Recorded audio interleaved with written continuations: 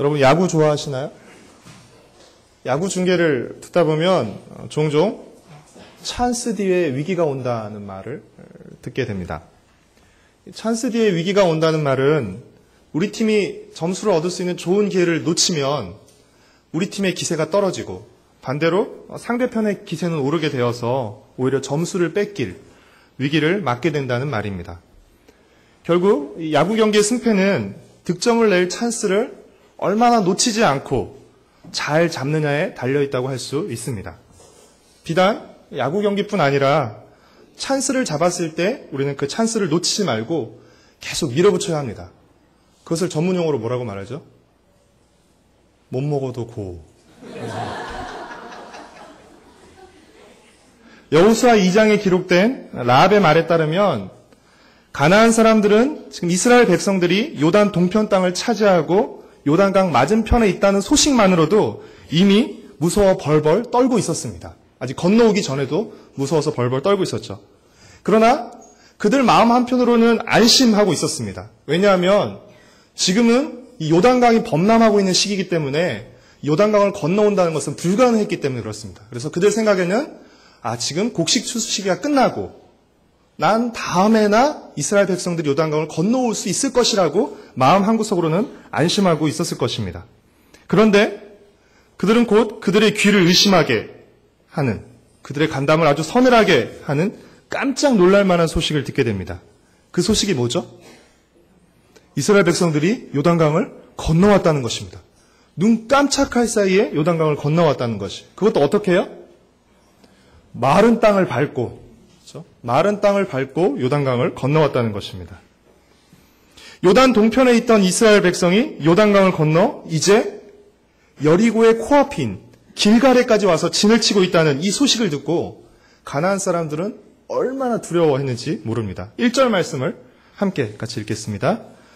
요단 서쪽의 아모리 사람의 모든 왕들과 해변의 가나안 사람의 모든 왕들이 여호와께서 요단물을 이스라엘 자손들 앞에서 말리시고 우리를 건너게 하셨음을 듣고 마음이 녹았고 이스라엘 자손들 때문에 정신을 잃었더라. 가나안 사람들은 이스라엘 백성이 마른 땅을 밟고 요단강을 건너왔다는 소식을 듣고 정신을 잃을 정도로, 정신을 못 차릴 정도로 겁에 질렸습니다. 그에 반해 마른 땅을 밟고 온 이스라엘 백성들의 사기는 어떠했을까요? 하늘을 찌를 듯 했습니다. 이스라엘 백성들은 기세등등했고 가나안 사람들은 바짝 쫄아 있었습니다. 그렇다면 지금이야말로 절호의 공격 찬스입니다. 그렇죠? 이스라엘은 기세등등하고 가나안 사람들은 바짝 쫄아 있는 지금이야말로 절호의 공격 찬스입니다. 지금 공격하면 이스라엘 백성들은 가나안을 쉽게 이길 수 있을 것입니다. 그런데 하나님은 바로 그 순간 여호수아에게 어떤 명령을 내리시죠? 2절 말씀을 같이 읽겠습니다. 그때 여호와께서 여호수아에게 이르시되 너는 부싯돌로 칼을 만들어 이스라엘 자손들에게 다시 할례를 행하라 하시매. 하나님은 공격 명령 대신에 좀 엉뚱한 이상한 명령을 내리십니다. 그 명령은 어떤 명령이었습니까? 할례를 행하라는 명령이었습니다. 할례는 남성 생식기의 포피를 잘라내는 의식으로서 단지 이스라엘만이 행하던 의식은 아니었고 고대 근동 지역에 살던 여러 민족들이 행하던 의식이었습니다. 그러나 이 이스라엘 백성에게 할례는 어떤 의미였죠? 하나님과 특별한 관계에 있는, 그렇죠? 하나님과 아브라함이 맺은 특별한 관계를 보여주는, 다시 말해서 하나님과 이스라엘의 언약 관계를 확인하는 의식이었습니다. 한마디로 하나님 백성의 표시였던 것이죠. 할례는 신앙적인 차원에서는 하나님의 언약 백성임을 상징하는 표시이지만 이 신체적으로는 어떤 부담이 따릅니까? 신앙적으로는 하나님 백성의 표시예요. 거룩한 영적인 표시입니다. 하지만 신체적으로는 어떤 부담이 따르죠? 극심한 고통이 따릅니다. 따라서 할례를 행하고 나면 최소한 3, 4일 정도는 거동이 매우 불편해집니다. 그런데 지금 이스라엘은 어떤 상황이 있죠? 이스라엘은 지금 가나안 민족이 사는 가나안 땅에 이제 막 첫걸음을 내딘 상태입니다. 이 말은 언제라도 가나안 민족으로부터 공격을 받을 수 있는 상황이라는 것을 의미하는 것입니다. 거의 전쟁에 준하는 준전시 상황이라고 할 수 있죠. 그런데 이 전시에 준하는 이 긴박한 상황에서 할례를 행한다는 것은 무엇을 의미해요? 할례를 받고 몸도 제대로 거동하지 못하고 아파서 누워있는 상태에서, 그렇죠? 적들이 쳐들어온다고 생각해 보십시오. 그러면 어떻게 되죠? 다 죽는 겁니다. 칼 한 번 제대로 휘둘러 보지도 못하고, 한번 제대로 싸워보지도 못하고, 다 죽는 것이죠.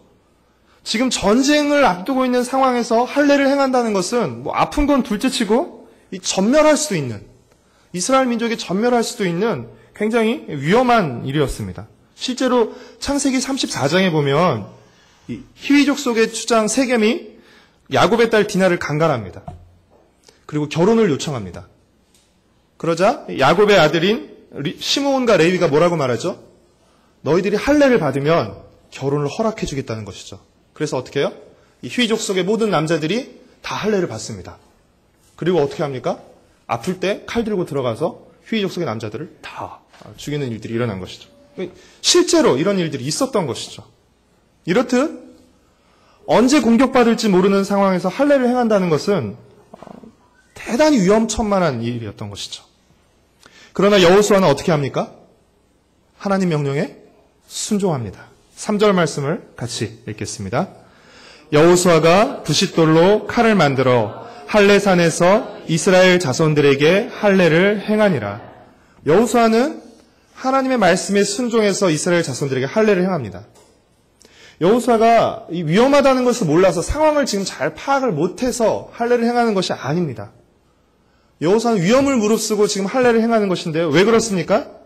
하나님을 신뢰했기 때문이고, 여호수아 1장에서 하나님께서 뭐라고 말씀하셨죠? 좌로나 우로나 치우치지 말고 하나님의 모든 말씀을 다 지켜 행하라고 말씀하셨죠. 그래서 지금 여호수아는 하나님의 말씀에 그대로 순종하고 있는 것입니다. 이스라엘 백성들은 지금 상대방이 바짝 졸아있는 이 절호의 찬스에서 오히려 하나님의 말씀에 순종함으로써 할례를 받음으로써 오히려 위기를 맞습니다. 그렇죠? 이스라엘 백성들이 할례를 받고 아직 채 회복되지 않은 동안 가나안 사람들이 쳐들어오면 대단한 위기인 것이죠. 찬스를 놓치고 위기를 맞은 것이죠. 그러나 다행히 이스라엘 백성들은 이 위기를 피할 수 있었습니다. 이스라엘 백성들이 할례를 받고 회복되는 동안 가나안 사람들이 쳐들어오지 않았기 때문입니다. 그런데 여러분, 이스라엘 백성들이 할례를 받고 회복되는 동안 가나안 사람들이 쳐들어오지 않은 것은 단지 우연이고 재수가 좋았기 때문일까요? 결코 그렇지 않습니다. 왜 그렇죠? 우리가 앞서 1절 말씀을 읽어보았듯이 하나님께서 가나안 사람들의 마음에 큰 두려움을 심어놓으신 것이에요. 그렇기 때문에 감히 이스라엘을 향해서 먼저 선제 공격을 할 만큼의 그 생각을 아예 꿈도 꾸지 못했던 것이죠. 하나님께서 큰 두려움을 심어주셔서 그들로 하여금 공격해오지 못하게 한 것입니다. 그래서 가나안 백성들이 쳐들어오지 않은 것은 우연이나 재수가 좋아서가 아니라 하나님이 앞서 행하신, 앞서 역사하신 그 결과였던 것입니다. 그렇다면 하나님께서 이 전쟁을 앞둔 긴박한 상황에서 할례를 명하시는 이유는 무엇일까요? 크게 두 가지인데요. 첫 번째 이유는 4절과 5절에 기록되고 있습니다. 함께 4절과 5절 말씀을 읽겠습니다. 여호수아가 할례를 시행한 까닭은 이것이니 애굽에서 나온 모든 백성 중 남자 곧 모든 군사는 애굽에서 나온 후 광야길에서 죽었는데 그 나온 백성은 다 할례를 받았으나 다만 애굽에서 나온 후 광야길에서 난 자는 할례를 받지 못하였음이라. 무슨 말입니까? 애굽에서 할례를 받고 나온 출애굽 1세대들은 할례를 받고 나왔습니다. 애굽에서. 하지만 그들은 광야에서 하나님을 향한 불순종과 반역으로 말미암아서 광야에서 다 죽고 말았습니다. 그런데 광야에서 태어난 이스라엘 백성 2세대, 출애굽 2세대들은 아직 할례를 받지 못했다는 것입니다. 할례를 받은 1세대들은 다 죽었고, 그리고 그 뒤를 이어서 태어나고 자란 2세대들은 아직 광야에서 태어나고 자랐기 때문에 계속 이동을 해야 했기 때문에 할례를 아직 받지 못했다는 것입니다. 즉, 지금 요단강을 건너 가나안 길갈에 있는 지금 이 이스라엘 백성들은 할례 없는 자, 무할례자였던 것입니다. 이스라엘 백성들에게 할례는 한마디로 하나님 백성의 표시였습니다. 그래서 신약 성경 읽다 보면 그 할례를 두고 굉장히 많은 논쟁과 다툼이 일어나죠. 그렇죠? 예수님을 믿은 이방인들에게 할례를 행해야 되느냐 말아야 되느냐를 두고 굉장히 극심한 논쟁이 일어나는 것입니다. 유대 사람들은 어떻게 해요? 이방인이라도 할례를 행해야 된다라고 말하죠. 하지만 바울은 할례는 중요한 것이 아니라고 말하죠. 문제는 지금 가나안 땅에 들어와 가나안 전쟁을 앞두고 있는 이스라엘 백성들이 아직 할례를 받지 못했다는 사실입니다. 계속 반복해서 말씀드리지만 가나안 전쟁은 어떤 전쟁이죠? 단순히 땅 차지하기 위한, 땅 따먹기 위한 무력 싸움이 아닙니다. 가나안 전쟁은 이 불의한 가나안 민족을 심판하시고 자기 백성에게 땅을 주시기 위해서 싸우시는 하나님의 전쟁, 거룩한 전쟁입니다. 그렇게 이스라엘 백성이 이 하나님의 전쟁, 이 거룩한 전쟁에 참여하기 위해서는 무엇이 필요해요? 하나님 백성의 표시가 필요한 것입니다. 이 하나님의 전쟁에 참여하기 위해서, 이 거룩한 전쟁에 참여하기 위해서는 하나님 백성이라는 표시가 필요한데 그것이 무엇이라고요? 바로 할례라는 것입니다. 그래서 하나님은 이 본격적으로 가나안 전쟁, 하나님의 전쟁이 벌어지기 전에 먼저 이스라엘 백성들에게 할례를 행하도록 명령하신 것입니다. 여호수아는 하나님의 명령대로 모든 이스라엘 백성에게 할례를 행합니다. 7절과 8절 말씀을 함께 읽겠습니다. 그들의 대를 잇게 하신 이 자손에게 여호수아가 할례를 행하였으니 길에서는 그들에게 할례를 행하지 못하였으므로 할례 없는 자가 되었음이었더라. 또 그 모든 백성에게 할례 행하기를 마침에 백성이 진중 각 처소에 머물며 낫기를 기다릴 때. 하나님께서 할례를 명령하신 두 번째 이유는 유월절을 지키게 하기 위해서입니다. 10절 말씀을 같이 읽겠습니다.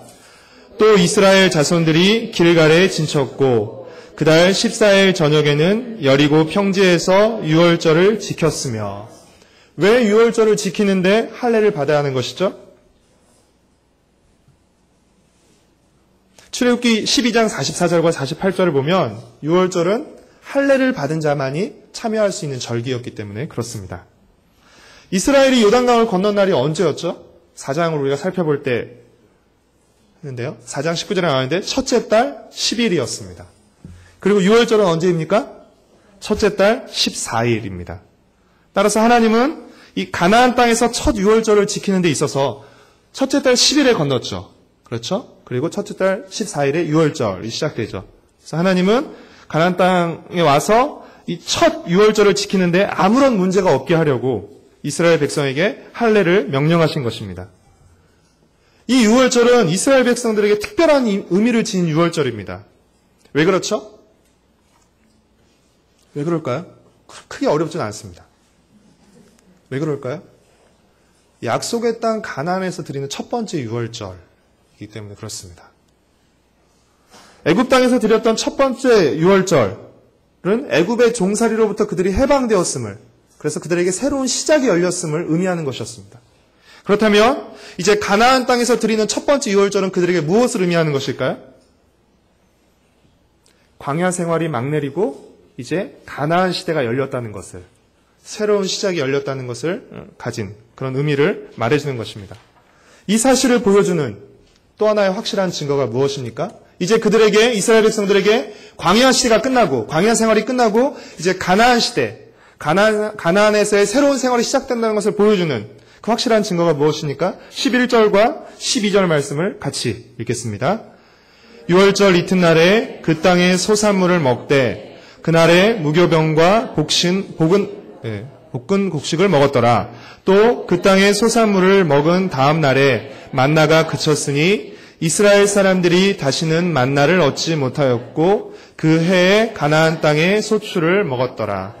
유월절 다음 날 가나안 땅의 소산물을 먹었고 그 다음 날부터 40년 동안 광야 생활의 증거와도 같았던, 산 증거와도 같았던 만나가 더 이상 내리지 않게 되었다는 것입니다. 만나 끝이라는 것이죠. 여기서 우리가 한 가지 생각하고 넘어갈 것이 있는데요. 만나만 하나님이 주시는 것이 아니라 이 땅의 소산도 하나님이 주시는 것이라는 사실입니다. 하늘에서 내리는 만나만 하나님이 주시는 것이 아니라 하늘에서 내리는 만나뿐 아니라 이제 그 땅에서 거두는 소산도 하나님이 주시라는 것이죠. 이는 무엇을 의미합니까? 만나에서 가나안 땅의 소산물로 공급하시는 내용과 방법은 달라지지만 공급하시는 하나님의 은혜는 달라지지 않는다는 것입니다. 하나님은 오늘 우리의 삶 속에서도 때에 따라 다양한 방법으로 우리의 필요를 공급하십니다. 어떤 방법으로 우리의 필요를 공급받든 그 필요를 채우시는 분이 하나님이시라는 사실을 우리는 잊지 말아야 하는 것입니다. 5장 13절부터 15절까지의 내용은 내용상 6장의 여리고성 정복과 연결해서 살펴보는 것이 더 자연스럽기 때문에 해설은 6장을 다룰 때 함께 살펴보았으면 좋겠습니다. 오늘 우리가 여호수아 5장에서 주목해야 할 가장 중요한 사실은 무엇일까요? 그것은 하나님께서 공격 명령보다 할례 명령을 먼저 내리셨다는 것입니다. 이스라엘이 가나안에 입성하고 난 후에 가장 먼저 한 일은 전쟁을 준비하는 일이 아니라 율법에 따라 할례를 받고 유월절을 지키는 것이었습니다. 이는 무엇을 의미할까요? 전쟁에서 승리하는 것보다 하나님의 백성됨을 확인하는 할례가 더 우선한다는 것입니다. 승리보다 할례가 더 우선한다는 것입니다. 승리보다 할례가 우선한다는 말은 그렇다면 우리도 할례를 받아야 된다는 것이 아니라 이 할례가 상징하는 하나님 백성의 표시, 즉 하나님 백성의 정체성을 확인하고 거룩하신 하나님과의 관계를 세우는 것이 이 승리라는 좋은 결과를 얻는 것보다 더 중요하다는 것입니다. 하나님 백성의 정체성을 확인하고 거룩하신 하나님과의 관계를 세우는 것이 그것이 가장 중요하다는 것입니다. 이스라엘 백성은 하나님의 명령에 따라 할례를 행했습니다. 할례를 행할 때 큰 위험이 따랐습니다. 그러나 그 위험을 무릅쓰고 할례를 행할 때, 순종할 때 어떤 결과가 일어났습니까? 9절 말씀을 같이 읽겠습니다. 여호와께서 여호수아에게 이르시되 내가 오늘 애굽의 수치를 너희에게서 떠나가게 하였다 하셨으므로 그곳 이름을 오늘까지 길갈이라 하느니라. 하나님은 이스라엘 백성들이 할례를 행했던 할례산을 굴러가다라는 그 뜻의 길갈이라고 부르셨습니다. 그리고 이제 그들에게서 이스라엘 백성들에게서 애굽의 수치가 모두 굴러갔다 떠나갔다라고 선언하셨습니다. 여기서 애굽의 수치는 무엇일까요? 이스라엘 백성들이 애굽에서 노예 생활을 하면서 겪은 어떤 그런 수모라고 하는 해석도 있지만 그보다는 그들이 애굽을 나온 후에 약속의 땅에 들어가지 못하고 40년 동안 광야에서 방황하는 동안 광야에서 방황하는 그 이스라엘을 보고 애굽 사람들이 그 비웃고 조롱했던 그것이라고 보는 것이 조금 더 자연스러운 것 같습니다. 생각해 보십시오. 애굽 사람 입장에서 생각해 보십시오. 이스라엘 백성들이 출애굽할 때 얼마나 시끌벅적했습니까? 그렇죠? 10가지 재앙들 얼마나 시끌벅적했고 그들이 곧 애굽을 떠나면 그들은 곧 약속의 땅, 젖과 꿀이 흐르는 약속의 땅으로 곧 들어갈 수 있을 것처럼 그들은 말하고 그렇게 보였습니다. 하지만 정작 떠나고 난 그들의 삶은 어땠습니까? 40년 동안 계속 광야에서 도는 것이에요. 애굽 사람들이 말하는 것이죠. 야, 이스라엘 백성들 떠났잖아. 그래, 약속의 땅에 들어갔대? 그럼 뭐라고 말해요? 아니, 지금 40년째 헤매고 있어. 그 사람들이 그 얘기를 듣고 그 이스라엘 사람들을 조롱하는 것이죠. 비웃는 것이죠. 그렇게 큰 소리 치고 떠났더니만, 그렇죠? 그렇게 하나님 앞세우고 나갔더니만 아직까지 하고 있는 꼬라지가 뭐야? 그렇죠? 그런데 어떻게 해요? 이제 약속의 땅에 들어와서 할례를 받음으로써 완벽한 하나님 백성의 표시까지 그들이 받게 됨으로써 이제 그 모든 수치가 떠나가게 되었다는 것입니다. 사랑하는 성도 여러분, 종종 우리는 말씀에 순종하려 할 때 조롱과 수모를 당하곤 합니다. 그렇죠? 왜 너 혼자만 튀려고 그러냐? 왜 너 혼자만 깨끗한 짓 하려 하느냐?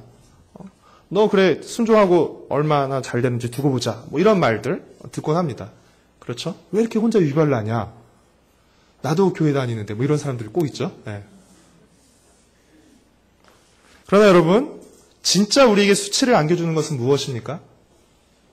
순종이 아니라 불순종입니다.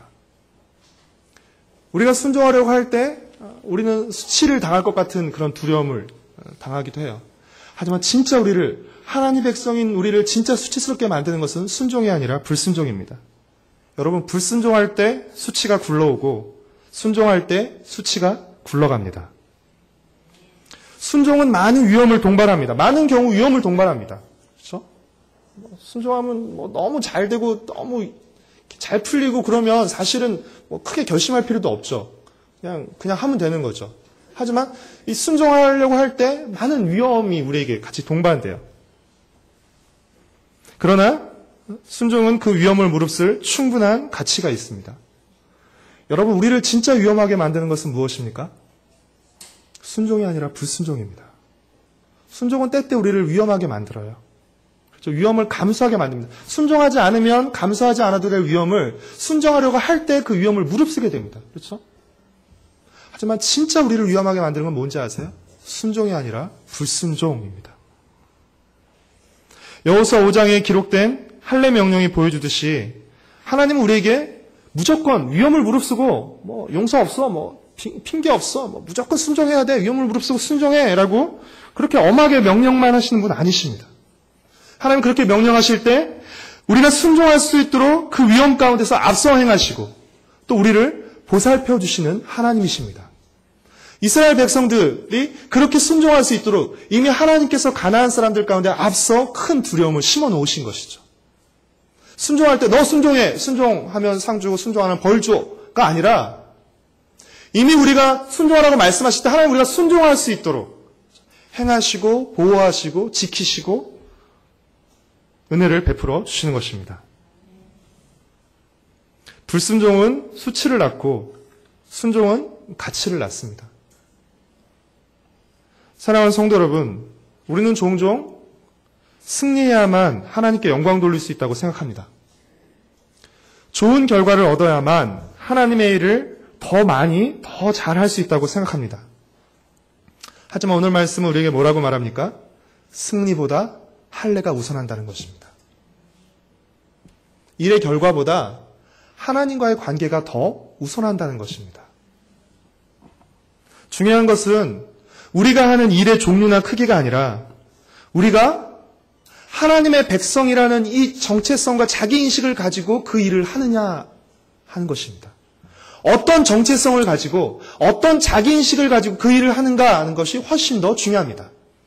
크고 작음보다 어떤 마음으로 어떤 자세로 그 일을 하는가가 훨씬 더 중요하다는 것입니다. 왜 그렇죠? 하나님 백성이라는 인식을 가지고 그 일을 할 때 우리는 그 일을 통해서 하나님의 뜻을 펼치고 그 일을 통해서 하나님의 뜻을 드러낼 수 있기 때문에 그렇습니다. 그렇지 않으면 결국 그 일을 통해서 우리는 무엇을 드러내는 것이죠? 나의 성공과 나의 영광을 드러내는 일을 하게 되는 것이다. 아무리 멋있고 아무리 좋은 일을 할지라도 나를 드러내는 것보다 하나님을 드러내는 것이 훨씬 더 중요한 것입니다. 어떤 일을 통해서 내 뜻을 성취하는 것보다 하나님의 뜻을 이루는 것이 훨씬 더 귀한 것입니다. 사랑하는 성도 여러분, 하나님은 광야에서나 가나안 땅에서나 변함없는 사랑과 능력으로 우리를 지키시고 공급하십니다. 그렇기에 찬스는 하나님의 손안에 있습니다. 순종하면 찬스가 오고 불순종하면 위기가 오게 되는 것입니다. 순종 뒤에 찬스 오고 불순종 뒤에 위기가 오는 것입니다. 하나님의 백성이라는 분명한 정체성을 갖고 순종하는 여러분이 되시기를 바랍니다. 내가 하는 일이 어떤 일이든 상관없이 나는 하나님의 백성이고 이 일을 통해서 하나님을 드러내고 내가 하나님 백성됨을 드러내고 또 이 일을 통해서 하나님의 하나님 되심을 드러낼 때 그 일이 하나님 앞에서 훨씬 더 값지고 귀한 일이 되는 것입니다. 우리의 작은 일들을 통해서 하나님의 뜻을 이루고 하나님을 드러내는 멋진 성도와 가정 그리고 우리 세대롭교회 공동체가 되기를 간절히 소망하고 축복합니다. 우리 함께 같이